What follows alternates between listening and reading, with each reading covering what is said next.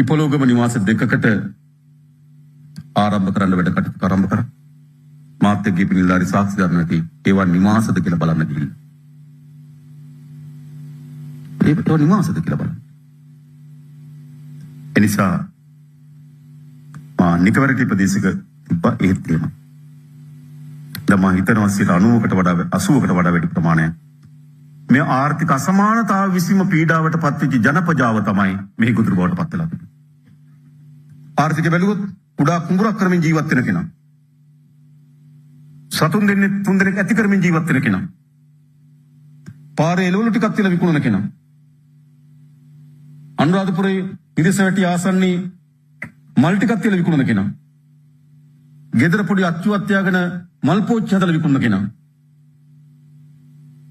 මේගොල්ලෝ තමයි සාතිසේ බහුතරයේ මේ ව්‍යසනයේ ගොදුරු.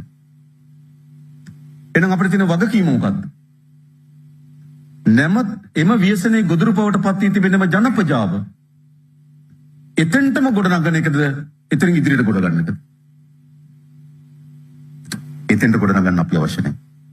මොකද ඒගොල්ලෝ මේ නැති බැරිකම හනුවම තමයි එතෙන්ට ඇවිල්ලා තියෙන්නේ. මේකත් දරාගෙන ඕන නම් එතෙන්ට යයි. අවුරුද්දක් බලන්න. එයා මේකත් දරාගෙන එතෙන්ට එයි.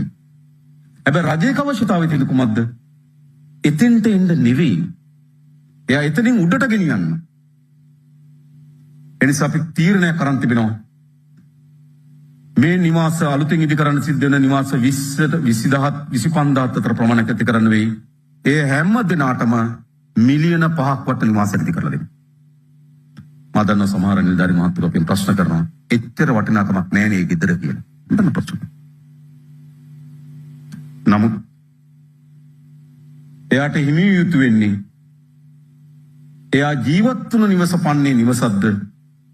එයාගේ ජීවිතේ නිදහස්ව ගත කරන්න අවශ්‍ය වෙන නිවසක්ද?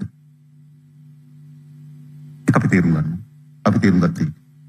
ඒ වගේම අපි කිව්වා 1,10,000ක් පමණ තියෙනවා මේ අර්ධහානි වෙච්ච නිවාස. තාක්ෂේරයකින් තොරව 5,00,000ක් දෙන්න කිව්වා. ඒකට ප්‍රශ්නයක් අහනවා නෑ මේ වරිච්චි විත්ති කැඩිලා තියෙන 5,00,000ක් කියන්නේ නැහැ. ඔලු කැට දෙකක් ගිහිලා තියෙන 5,00,000ක් කියන්නේ නැහැ කියලා කිව්වා.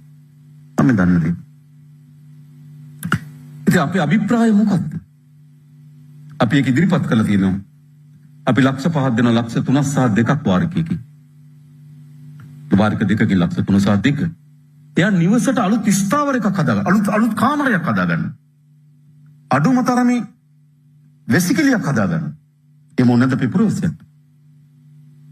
මොකද මා නැවත කියන්නේ මේ ව්‍යසනේ පූර්ණහානි අර්ධහානි මේ සියල්ල ගත්තාම අපේ ආර්ථිකයේ යටි ගැටේ ජීවත් වෙන මිනිස්සු.